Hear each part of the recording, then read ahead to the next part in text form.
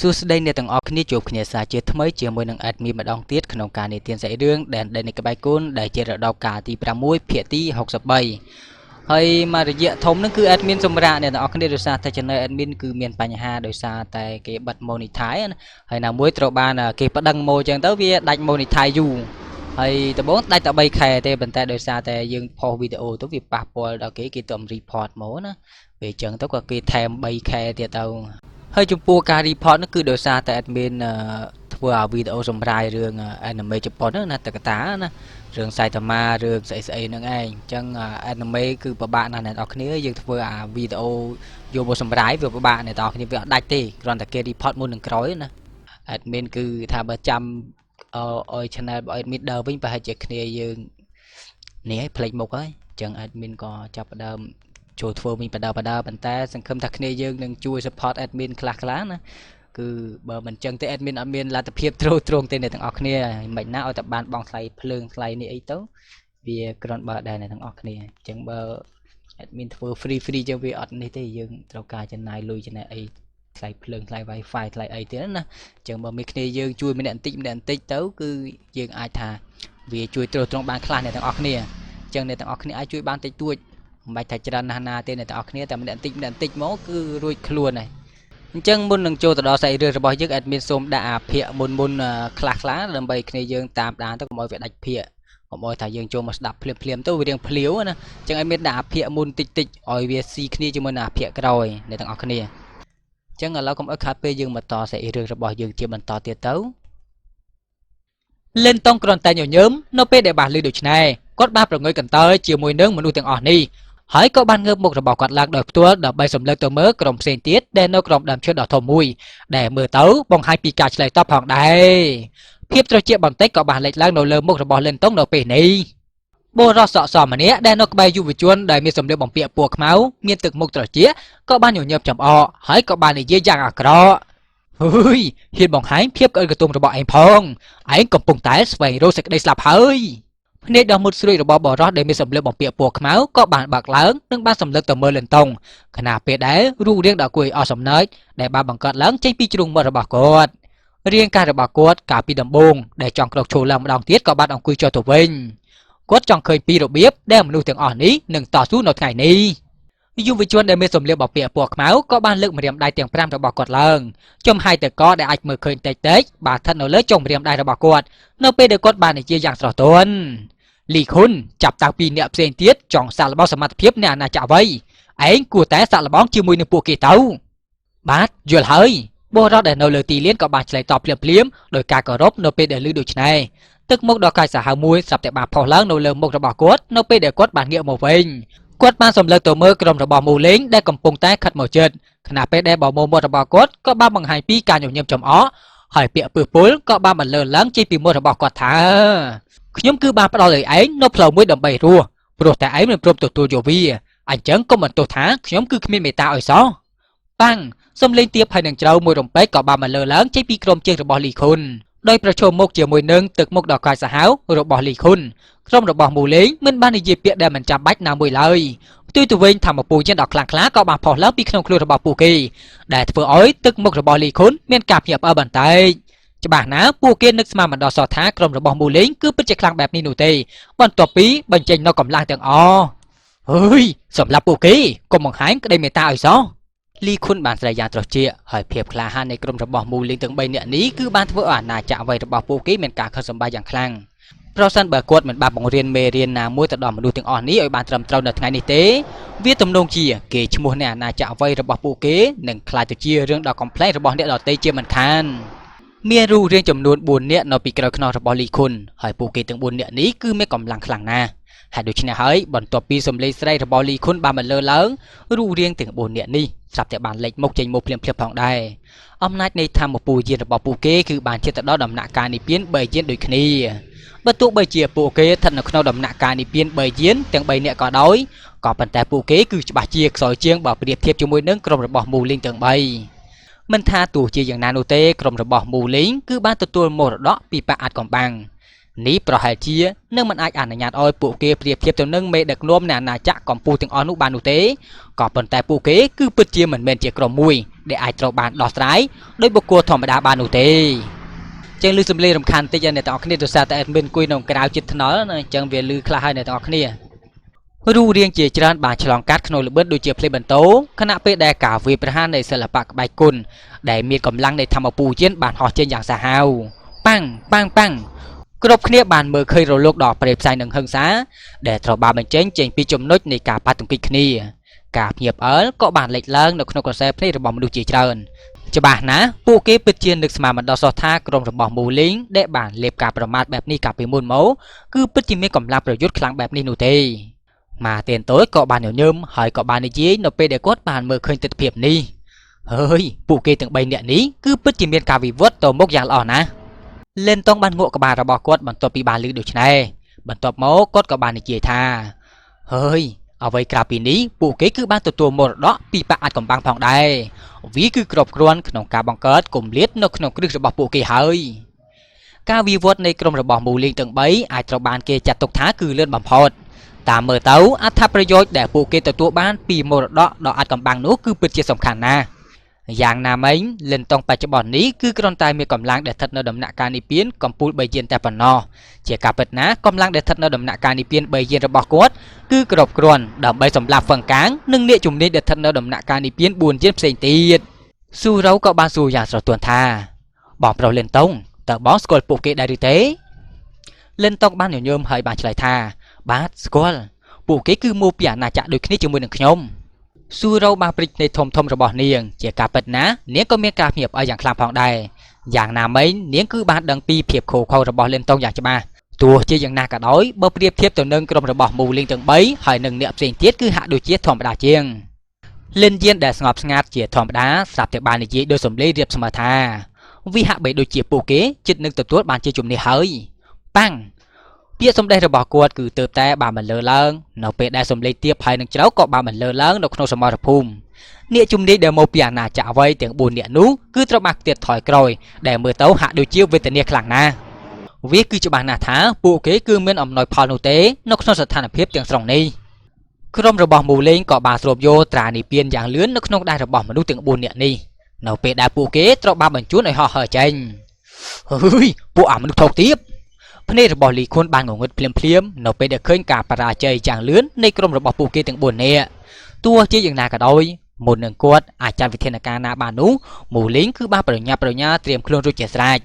ដៃរបស់គាត់ហាក់ដូចជាបានរេរំនៅក្នុងខ្យល់ខណៈពេលដែលធម្មពូជិនដ៏សាហាវនិងខូខៅក៏បានប្រមូលផ្ដុំគ្នាយ៉ាងលឿនក្នុងល្បឿនដូចជាភ្លីបន្ទោការវិលត្រឡប់នៃទ័ពព្រៃមុខដ៏ស្រស់សង្ហារបស់មូលីងបច្ចុប្បន្នគឺត្រូវបានគ្របដណ្ដប់ដោយទឹកមុខដែលស្ទើរតែឈួតឈួតសិល្បៈក្បាច់គុណដែលគាត់បានប្រើប្រាស់គឺពិតជាមានកម្លាំងខ្លាំងណាស់តាមរូបរាងនៃធម្មពលយានដែលហាក់ដូចជាបានប្រមូលផ្ដុំនៅក្នុងបាតដៃរបស់មូលីងវាគឺច្បាស់ណាស់ថាវាគឺបានជាទៅដល់ប្រលឹងសិល្បៈក្បាច់គុណថ្នាក់ទាបហ៊ុយមូលីងតើឯងហ៊ានការវាប្រហារដូចជាភ្លីបន្ទោរបស់មូលីងក៏បានបណ្ដាលឲ្យមុខរបស់លីខុនមានការភ្ញាក់ផ្អើលយ៉ាងខ្លាំងនេះគឺជាករណីដ៏ពិសេសនៅពេលដែលគាត់បានដឹងអំពីភាពហិង្សានិងព្រៃផ្សៃចេញពីបាតដៃរបស់មូលីងទឹកមុខរបស់គាត់កាន់តែអាក្រក់ទៅនៅពេលដែលគាត់បានវេលុកធម្មពលយានរបស់គាត់យ៉ាងលឿនហើយក៏បានបោះកណ្ដាប់ដៃរបស់គាត់ទៅមុខរបស់មូលីងគឺត្រជាក់ដូចជាទឹកកកការវាយប្រហារនៃប្រលឹងសិល្បៈក្បាច់គុណរបស់គាត់ក៏បានវាយទប់ទួលជាមួយនឹងកណ្ដាប់ដៃរបស់លីខុនកម្លាំងដ៏ខ្លាំងក្លាមួយបានផ្ទុះឡើងដែលបានបញ្ជូនឲ្យលីខុនហោះហើរចេញដោយផ្ទាល់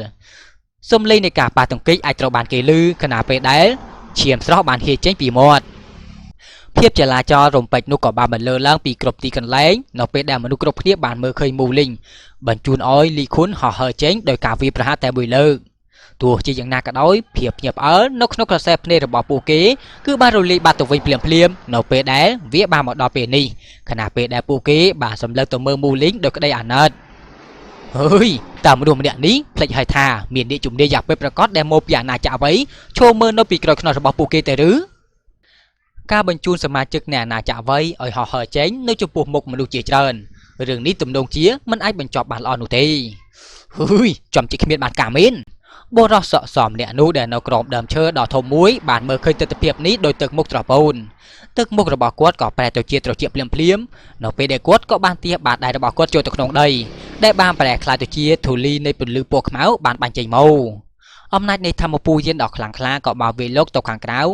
ហើយវាគឺប្រែថាគាត់គឺជាអ្នកជំនាញដែលស្ថិតនៅដំណាក់កាលនិព្វាន4ជានបុរសសក់សនោះគឺប្រៀបដូចជាឥន្ទ្រីដែលកំពុងតែបកស្លាប់ដ៏ធំរបស់វាជាមួយនឹងពន្លឺមួយគាត់ក៏បានបង្ហាញខ្លួននៅលើអាកាសនៅពីលើក្រុមរបស់មូលីងជាមួយនឹងការសើចដ៏អាក្រក់ដៃរបស់គាត់ក៏បានប្រែក្លាយទៅជាព្យុះនៃធម្មពលយានខណៈពេលដែលវាក៏ត្រូវបានបោកបក់សំដៅទៅរកក្រុមរបស់មូលីងយ៉ាងខ្លាំងក្លាហើយសូម្បីតែសត្វដេរិឆានមួយក្បាលពីអាណាចក្រវ័យរបស់យើងក៏វាមានភាពថ្លៃថ្នូរជាមនុស្សថោកទាបដូចជាពួកឯងទៅទៀតយើងនឹងប្រាប់ពួកឯងឲ្យដឹងពីអ្វីដែលពួកឯងមិនអាចប៉ះបានធម្មពលយានដ៏មហិមាក៏បានទម្លុះកាត់ខ្យល់ដែលបានផ្ទុកនៅធម្មពលនៃការបំផ្លិចបំផ្លាញដ៏គួរឲ្យភ្ញាក់ផ្អើលនៅពេលដែលវាបានហោះឆ្ពោះទៅរកមូលីងដែលដូចជាផ្លិចបន្ទោល្បឿនរបស់វាគឺពិតជាលឿនខ្លាំងណាស់ទឹកមុខនៃក្រុមរបស់មូលីងក៏បានផ្លាស់ប្ដូរនៅពេលដែលគាត់មានអារម្មណ៍ថាមានកម្លាំងដ៏ព្រៃផ្សៃនិងហិង្សាគាត់ទើបតែនឹងធ្វើសកម្មភាពក្នុងការតបតនៅពេលដែលសំឡេងនៃខ្យល់ក៏បានបក់បោកមកពីខាងក្រោយខ្នងរបស់គាត់រូបរាងដែលដូចជាប៉មដែកដ៏រឹងមាំម្នាក់ស្រាប់តែបានចុះមកយ៉ាងខ្លាំងក្លានៅពីមុខរបស់ពួកគេខណៈពេលដែលរូបរាងនៃដំបងដែកដ៏មានឥទ្ធិពលក៏បានផ្ទុះឡើងហើយក៏បានវិកំតិចដល់ផ្ទាល់ទៅលើព្យុះនៃធម្មពលយានហើយចង់ស្លាប់ហើយសំរៃទៀបហើយនឹងជ្រៅក៏បានមកលើឡើងជាកម្លាំងដ៏គួរភ័យខ្លាចដែលបានសាយភាយចេញពីដំបងគ្រប់គ្នាបានស្រឡាំងកាំងនៅពេលដែលឃើញរូបរាងនៃបរិសសក់សបាក់ទៀតថយក្រោយដោយមានសំឡេងនៃការផ្ទុះប៉ាំងគាត់ក៏បានបុកជាមួយនឹងដើមឈើដ៏ធំមួយមុននឹងគាត់បានធ្លាក់ចុះមកយ៉ាងវេទនា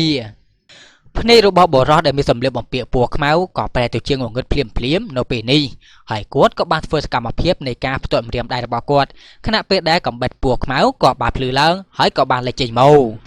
ជាមួយនឹងការផ្ទាត់ម្រាមដៃរបស់គាត់ពន្លឺពណ៌ខ្មៅនោះហាក់ដូចជាបានជ្រាបចូលកាតាមអាកាសហើយពន្លឺនេះគឺមានខ្យល់ដែលអាចបំបែករាងកាយរបស់អ្នកជំនាញដែលស្ថិតនៅដំណាក់កាលនិព្វាន4យានដែលបានបែកសម្ដៅទៅរកបំពង់ករបស់លិនយានយ៉ាងល្អឥតខ្ចោះពន្លឺពណ៌ខ្មៅបានហោះរំលងទោះជាយ៉ាងណាក៏ដោយនៅពេលដែលវានៅតែប៉ុន្មានហ្វីតពីលិនយានស្រាប់តែមានពន្លឺពណ៌បៃតងក៏បានបាញ់ចេញពីខាងក្រោយខ្នងរបស់គាត់វាក៏បានប៉ះទង្គិចគ្នាយ៉ាងខ្លាំងក្លាជាមួយនឹងពន្លឺពណ៌ខ្មៅនោះដោយបង្ខំនឹងបានបំបីកំបិតនោះ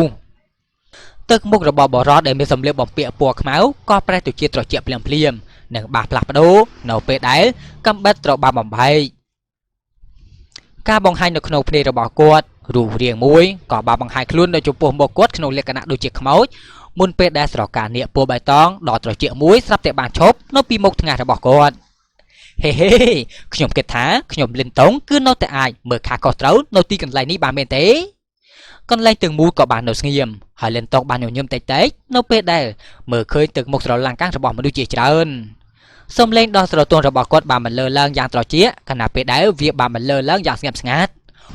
ហ៎លិនតុងឈ្មោះនេះទើបតែបានបន្លឺឡើងចេញពីមុខរបស់លិនតុងភ្លាមនោះវាក៏បានធ្វើឲ្យភ្នែករបស់មនុស្សមួយចំនួនមានការស្រឡាំងកាំងយ៉ាងឆាប់រហ័សនៅពេលនេះទីបំផុតពួកគេបានដឹងថាលិនតុងនេះគឺជានរណាសំឡេងរំខានជុំវិញផ្ទៃដីដែលរញ៉េរញ៉ៃក៏បានមកដល់ភ្លាមនៅពេលនេះហើយការសម្លឹងមើលទាំងអស់នោះដែលពីមុនពោពេញទៅដោយទឹកមុខស្រងត់ស្រងាត់ក៏ត្រូវបានជំនួសដោយដាននៃភាពតក់ស្លុតដែលបានកើតឡើងបន្តិចម្ដងពីជម្រៅនៅក្នុងភ្នែករបស់ពួកគេហ៎លិនតុងឈ្មោះនេះដែលមានភាពភ័យខ្លាចមួយចំនួនក៏បានធ្វើឲ្យចិត្តរបស់ពួកគេញាប់ញ័រដោយស្ងប់ស្ងាត់នៅពេលដែលបានឮភ្លាមនោះបន្ទាប់ពីពួកគេបានចូលទៅក្នុងតំបន់ស្នូលនេះពួកគេបានឮអំពីការប្រយុទ្ធគ្នាដ៏ខ្លាំងក្លាដែលបានកើតឡើងនៅច្រកចូលនៃទីក្រុងវ៉ាងសៀងនៅកន្លែងនោះអាណាចក្រកំពូលដែលគេស្គាល់ថាគឺជាអាណាចក្រខ្យល់ពពកមិនមានសូម្បីតែពេលវេលាដើម្បីធ្វើអ្វីមួយនៅក្នុងតំបន់ស្នូលមុនពេលដែលពួកគេគឺត្រូវបានបំផ្លាញទាំងស្រុងហើយអ្នកដែលបានធ្វើឲ្យពួកគេរងការបរាជ័យគឺមិនមានប្រវត្តិគួរព្រួយបារម្ភនោះទេ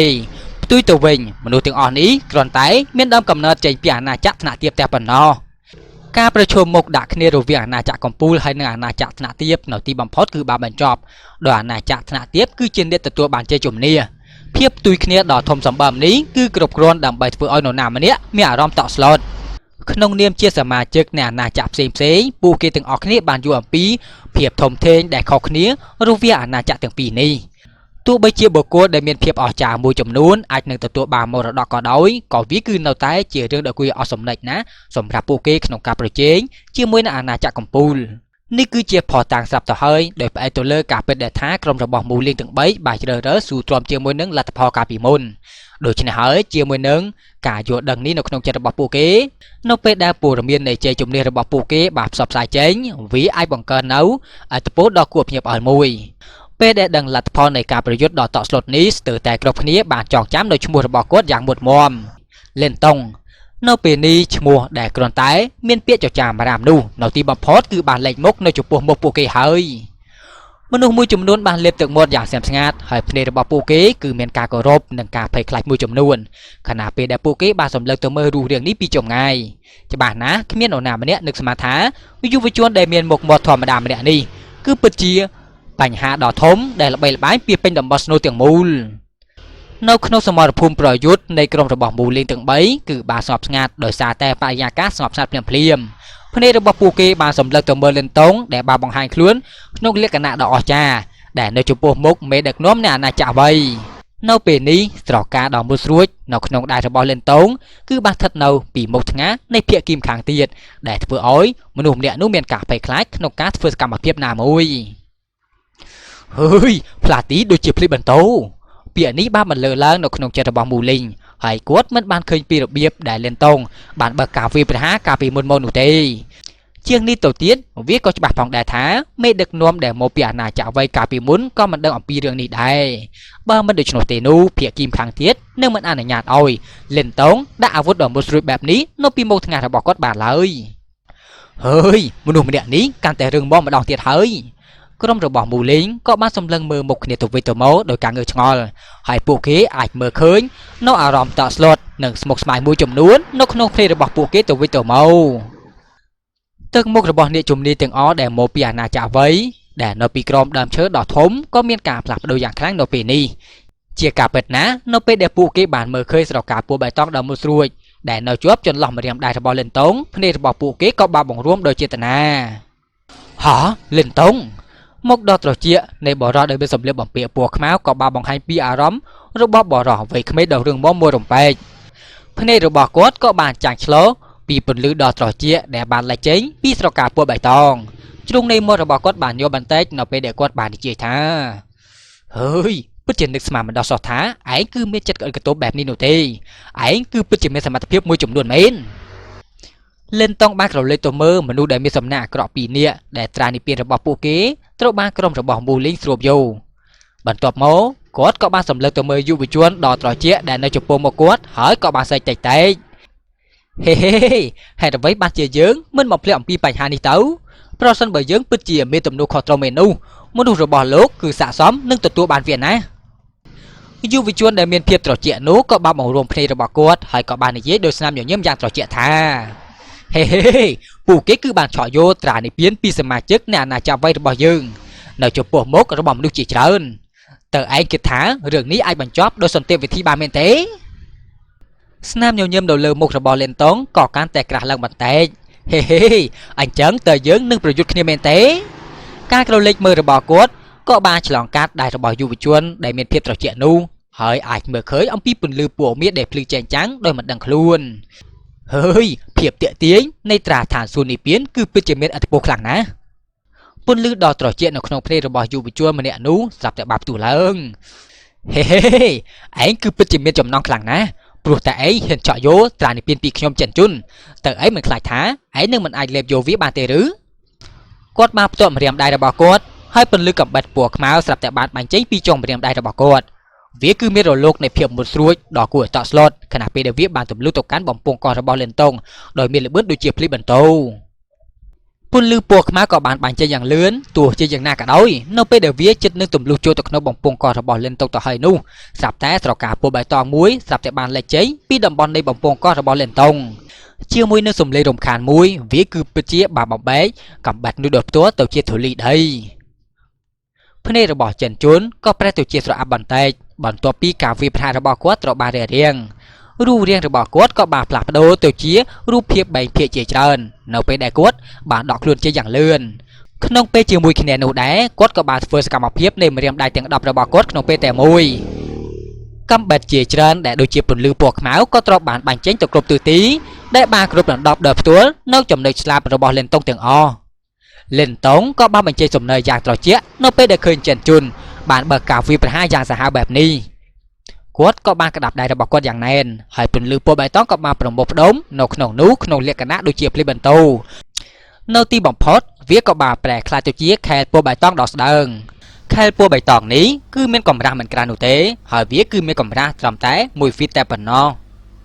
ពន្លឺដ៏ត្រជាក់ក៏បានជ្រាបចូលទៅក្នុងគែមរបស់វាហាក់ដូចជាវាគឺបានកាត់បន្ថយលំហរហូតដល់បង្កើតទៅជារលកតូចៗទោះជាយ៉ាងណាក៏ដោយខែលពណ៌បៃតងដ៏ស្ដើងនេះគឺបានរារាំងដោយផ្ទាល់នៅពន្លឺពណ៌ខ្មៅដ៏មុតស្រួចដែលអាចជ្រាបចូលទៅក្នុងសាច់ហើយនឹងឈាមរបស់អ្នកជំនាញដែលស្ថិតនៅកំពូលនៃដំណាក់កាលនិព្វាន3យានផ្កាភ្លើងបានបាញ់ចេញទៅគ្រប់ទិសទីទោះជាយ៉ាងណាក៏ដោយពន្លឺពណ៌ខ្មៅមើលទៅហាក់ដូចជាមានការលំបាកក្នុងការចូលទៅជាតិរាងកាយរបស់លិនតុង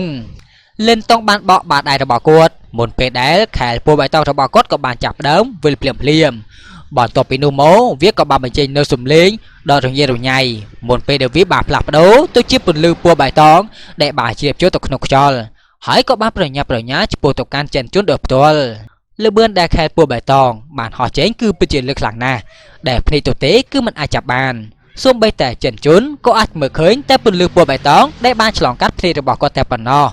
លើពីនេះទៅទៀតគាត់អាចដឹងពីអារម្មណ៍ដ៏សម្បូរបែបនៃគ្រោះថ្នាក់ចេញពីវាដោយមិនហ៊ានវាយប្រហារនោះចិនជូនក៏បានបកបាតដៃរបស់គាត់មុនពេលដែលជួងដ៏ធំពណ៌ខ្មៅមួយស្រាប់តែបានបាញ់ចេញនិងបានឆ្ពោះសម្ដៅយ៉ាងមុតមាំឆ្ពោះទៅរកខែលពណ៌បៃតងជួងដ៏ធំពណ៌ខ្មៅនេះគឺច្បាស់ណាស់ថាវាគឺជាកំណត់ប្រលឹងថ្នាក់ផែនដីដ៏មានឥទ្ធិពល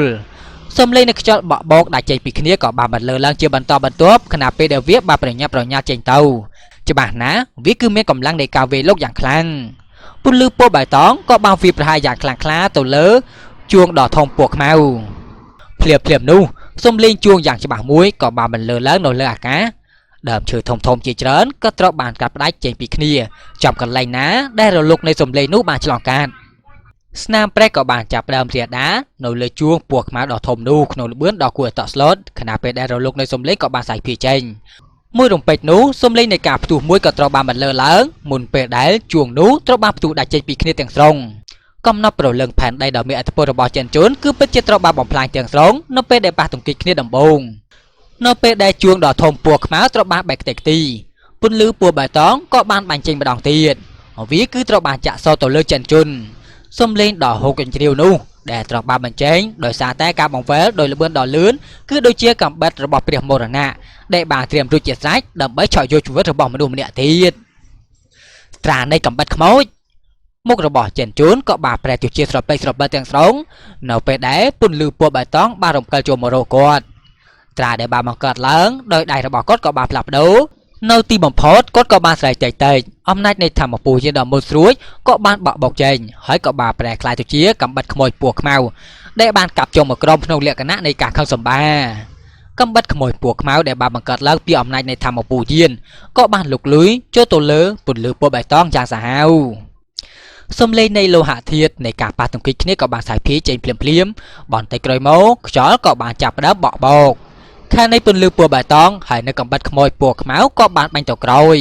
នៅទីបំផុតវាក៏ត្រូវបានបំផ្ទុះទៅជាបំណែកនៅកណ្ដាលអាកាសបំណែកមួយចំនួនថែមទាំងបានបង្ខំឲ្យចិនជូនគេចខ្លួនចេញយ៉ាងវេទនាការប្រកួតគ្នានេះគ្រាន់តែជាការប៉ះទង្គិចគ្នាជាលើកទី2តែប៉ុណ្ណោះទោះជាយ៉ាងណាក៏ដោយមិនចាំបាច់ពិភាក្សាគ្នាថាតើនរណាមានប្រៀបធំជាងនោះទេរាងកាយរបស់ចិនជូនគឺមានទុកបន្តិចបន្តួចនៅពេលដែលគាត់បានចុះនៅលើដើមឈើដ៏ធំមួយទឹកមុខរបស់គាត់គឺពិតជាអាក្រក់មិនធម្មតាទោះជាយ៉ាងណាក៏ដោយភ្នែករបស់គាត់ដែលបានបែរទៅរលិនតងម្ដងទៀតនោះគឺលែងមានការមើលងាយតិចតួចដោយការពីមុនទៀតហើយផ្ទុយទៅវិញវាគឺជាភាពតានតឹងទាំងស្រុងចិនជូនក៏បាននិយាយយ៉ាងត្រជាក់ថាអើយដើមឡើយខ្ញុំគិតថាដំណឹងនេះគ្រាន់តែជាពាក្យចចាមរាមតែប៉ុណ្ណោះក៏ប៉ុន្តែវាហាក់ដូចជាវាគឺជាការពិតទោះបីជាគាត់បានឮថាលិនតុងអាចយកឈ្នះទៅលើអាណាចក្រខ្យល់ពពកបានក៏ដោយក៏នៅក្នុងចិត្តរបស់គាត់គឺនៅតែមានការសង្ស័យមួយចំនួនទោះជាយ៉ាងណាក៏ដោយក្រោយពីមានការប្រកួតគ្នាកាលពីលើកមុនចិនជុនក៏បានយល់ដឹងអំពីកម្លាំងរបស់លិនតុងយ៉ាងច្បាស់ ជាមួយនឹងសមត្ថភាពរបស់គាត់ការយកឈ្នះទៅលើហ្វឹងកាងមកពីអាណាចក្រខ្យល់ពពកវាគឺពិតជាមិនអាចទៅរួចនោះទេអ្នកដែលនៅជុំវិញនោះបានស្ងាត់ស្ងាត់នៅពេលដែលបានឮដូច្នេះនេះគឺជាករណីដ៏ពិសេសសម្រាប់អ្នកជំនាញដែលមកពីអាណាចក្រវ័យហើយមុខរបស់ពួកគេគឺពិតជាគួរឲ្យចាប់អារម្មណ៍ខ្លាំងណាស់ភ្នែករបស់ពួកគេគឺមានការភ័យខ្លាចនៅពេលដែលពួកគេបានក្រឡេកទៅមើលលេនតុងហើយពួកគេលែងមានទឹកមុខនៃការមើលងាយដោយកាលពីមុនទៀតហើយអូខេអ្នកទាំងអស់គ្នាសាច់រឿងរបស់យើង admin សូមបញ្ចប់ត្រឹមនឹងសិនហើយការវិលត្រឡប់មកវិញម្ដងទៀតរបស់ admin គឺវាមានការឆ្គំបន្តិចបន្តួចអ្នកទាំងអស់គ្នាដោយសារតែ admin គឺអាក់ខានយូរហើយ channel របស់ admin គឺរលួយលេងបានហើយអ្នកទាំងអស់គ្នាដូច្នេះហើយ admin ក៏បានសម្រាប់មួយរយៈដើម្បីយើងអញ្ចឹងការសម្រាប់របស់ admin គឺមិនមែនសម្រាប់ធម្មតាទេអ្នកទាំងអស់គ្នាគឺ admin សម្រាប់រការងារណាដើម្បីទ្រទ្រង់ជីវភាពបើយើងមិនរកក្រៅទេគឺតបទួលមិនជាប់ទេអ្នកទាំងអស់គ្នាអញ្ចឹង admin សង្ឃឹមថាអ្នកទាំងអស់គ្នានឹងជួយ support admin ម្នាក់បន្តិចណាបើមិនអញ្ចឹងទេ admin គឺទ្រទ្ររួចទេអ្នកទាំងអស់គ្នាហើយ admin ធ្វើវីដេអូនេះចង់ដឹងថាតើមានគ្នាយើងsupport admin បានប៉ុន្មាននេះអីចឹងណាបានតែតិចតួចក៏បានដែរអ្នកទាំងអស់គ្នាគ្រាន់ជាអត់ដែរអ្នកទាំងអស់គ្នាណាមួយយើងធ្វើវីដេអូវាចំណាយទឹកភ្លើងចំណាយភ្លើងចំណាយថ្លៃ Wi-Fi អីទៀតណាអញ្ចឹងបើអត់មានជំនួយទេគឺយើងទៅមុខលេងរួចហើយអ្នកទាំងអស់គ្នាអរគុណច្រើនអ្នកទាំងអស់គ្នាចំពោះការតាមដានរហូតដល់ចប់ជូនពរសំណាងល្អសុខភាពល្អបាយបាយ